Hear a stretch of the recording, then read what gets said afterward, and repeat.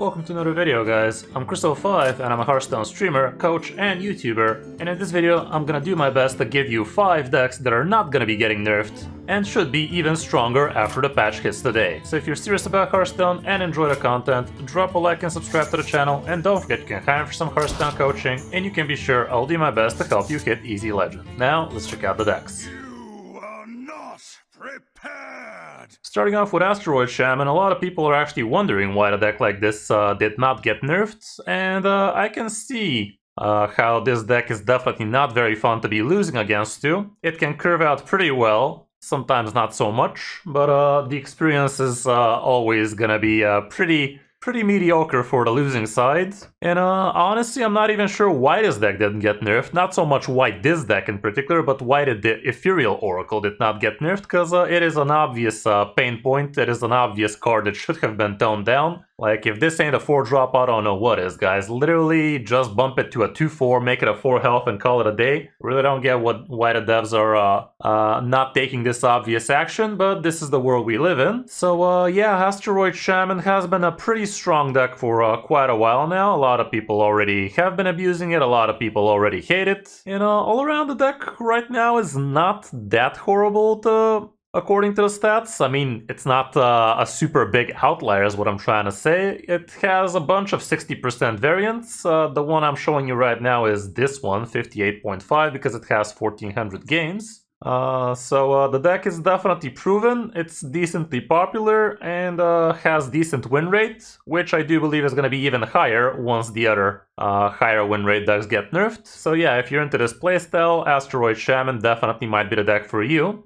Not gonna go over the deck too much, I have made a video about it, there's a guide about it, gameplay, all of that good stuff, so you can definitely go ahead and check that one out. The main gist of the deck is you shuffle a bunch of asteroids and then you tether them out with extra spell damage on the board with things like Novice Zapper, like Ethereal Oracle, Talnos, and you try to draw all of those asteroids, including also eruptions, which you can actually shuffle extra of with the help of Shutter Block, and the same can be said about using the Shutter Block combo with things like Ultraviolet Breaker, as well as Bowlight Behemoth, and even on the Moonstone Mauler. Matchup-wise, here's what the stats show. You can see that Pallies are not your friend. Dungar Druid is a deck that's getting nerfed quite a lot, so we should be seeing a lot less of it. So this was one of the decks that was definitely keeping this one at bay. Grunter Hunter is not your friend. Pirate Shaman, another deck that's getting nerfed. Psycho Rogue is another deck that's getting nerfed. So definitely plenty of decks that were a problem for this type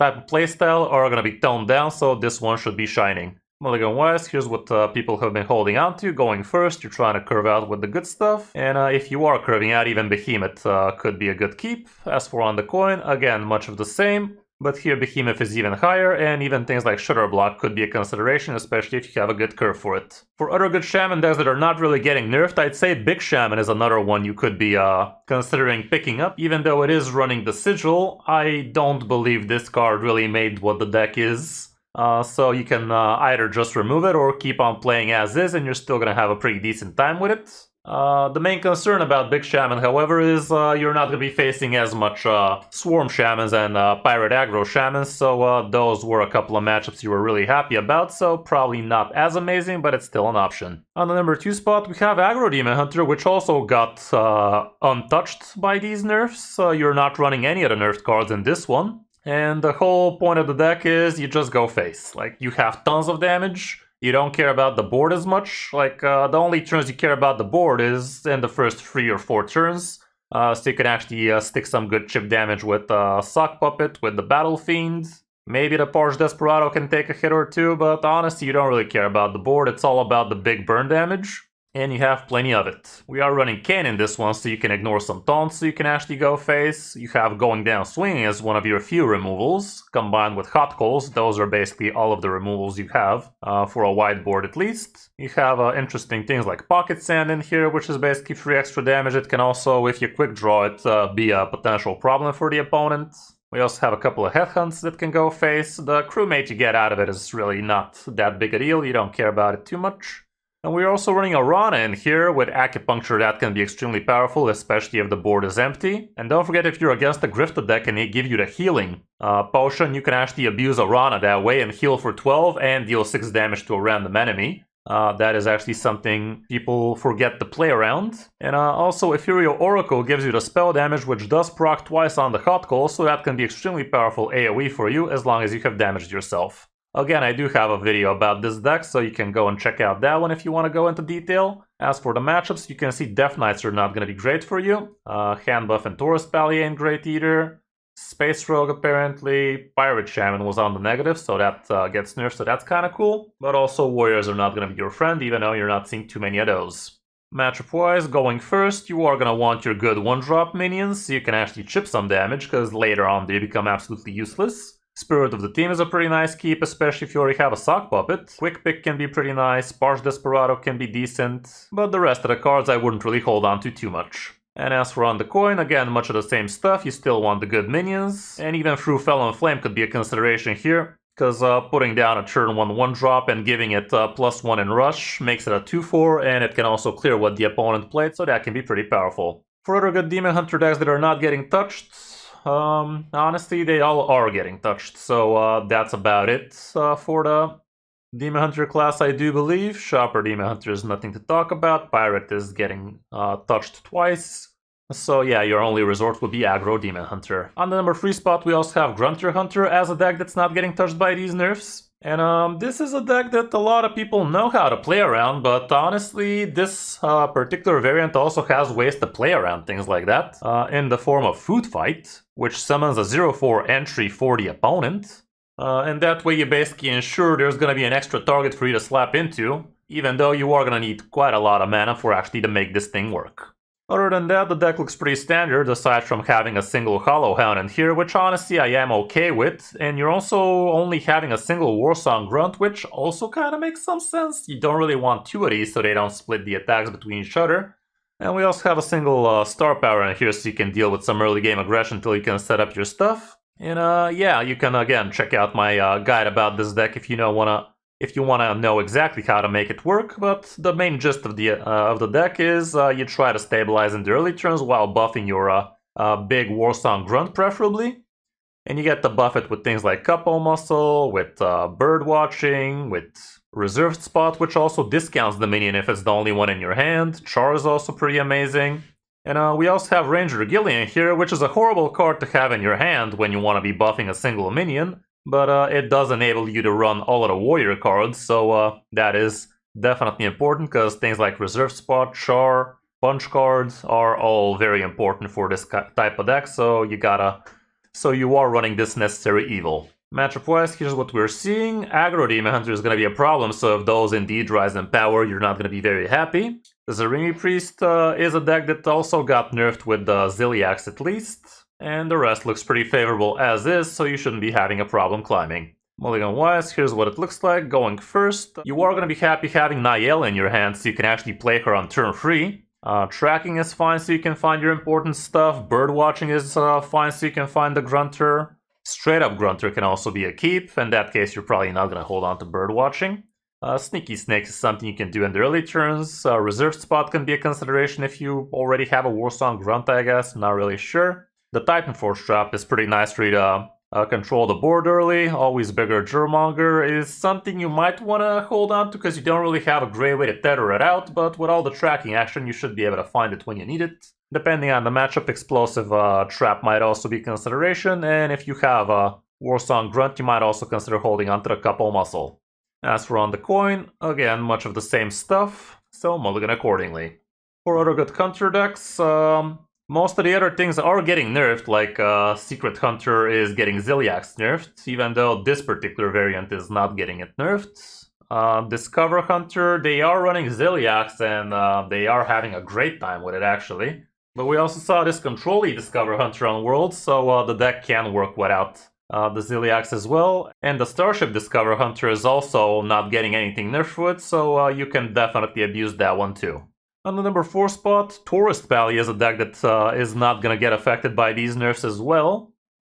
This particular variant is looking a little bit more interesting than the Taurus Pallies we have been used to. For instance, we are running things like Incendius, which kinda doesn't make sense, but you can make extra damage with it with the help of Ethereal Oracle. We're not running any Delibrum shenanigans in here. We do have a couple of Speaker Stompers so you can target some spell-heavy decks. We do have a single copy of the weapon, which you can make tons of damage with the help of Lionessa and Divine Brew.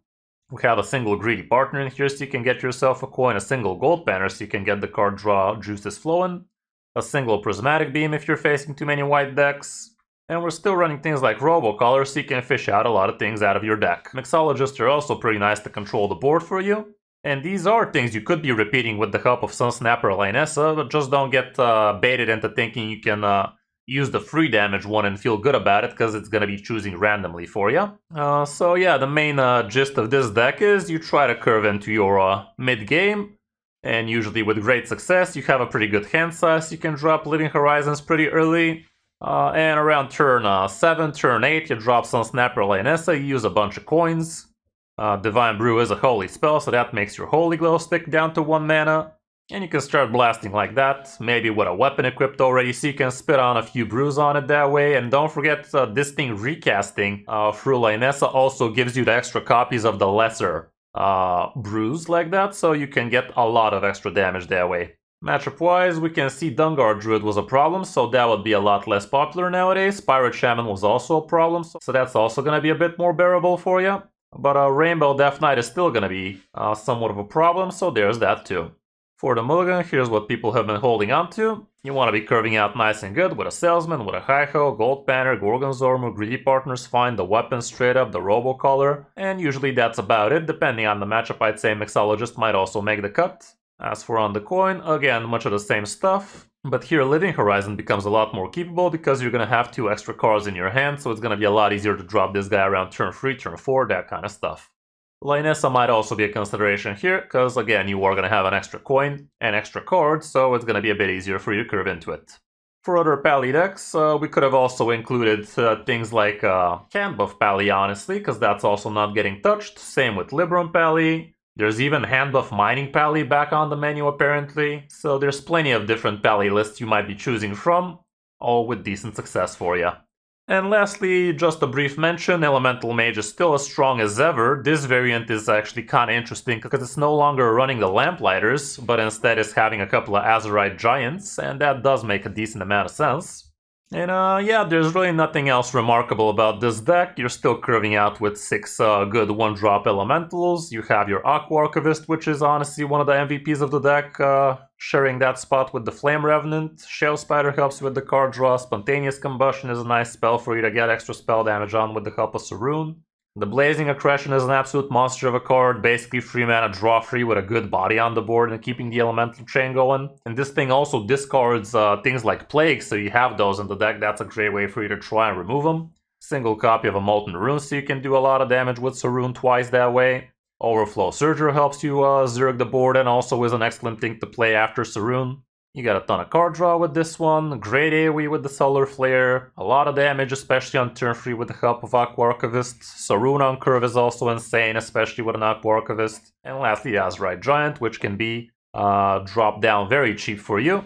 Around turn 5, turn 6, you could be dropping this guy for not so much mana, like on turn 5 you could be dropping a 4 mana 8/8 for you, so this can be pretty good. Matchup-wise, here's what we're having here, and Shamans were a problem for you, so with those less powerful, that should be a bit better for you. Everything else is still honestly hella green, and the deck is as easy as they come. In order for you to be playing this deck well, it's not really gonna take too much. Going first, here's what the mulligan looks like. You're just basically trying to curve out. Always keep at least 1 good 1-drop. Aqua Archivist always makes a lot of sense, and if you have the Aqua Archivist, you could keep things like Saroon, like Tainted Remnant, so yeah, mulligan accordingly. As for going second, again, basically try to be curving out, and again, the Aqua Archivist literally can win games on the spot for you. For other good mage decks, right now it's basically mostly Elemental Mages, but Sith Mage is starting to creep back into the meta. We don't see too much stats of it right now, honestly. Let me drag it back to 7 days. I've also faced a big Orb Mage again. What the hell? No, this cannot be right. There's no way somebody still was running these bad cards in the deck and actually winning with it. I'm not sure how these stats are like this, but it sounds wrong as hell. Yeah, Sith Mage is definitely playable again, and with all the nerfed and with all the other cards getting nerfed, Sith Mage might actually have a little bit of breathing room to actually flourish once more, for good or bad. For the classes we haven't mentioned, starting off with Death Knight, Rainbow Death Knight is still gonna be amazing, Corpsekull Death Knight is still great as well. So both of those decks should be pretty good for you. For Druids, Dungar is definitely taking a fat hit here. The Taunt Druid, however, is probably not gonna be as sad about these, but no, actually the Taunt Druid was also running this card, I think. Where the hell is the Taunt Druid anyway? Yeah, it is running it, so all around the Druid decks are definitely gonna be suffering, mainly because of Dungar, so there's that. Treant Druid is something people have been playing somewhat well, with decent success, but as you can see, it's definitely not as decent as people would like to hope it is. For Priest, Zrimi Priest is getting hit, so with Ziliax being less effective probably, it's not gonna be as amazing, but it still should be decently strong if you ask me.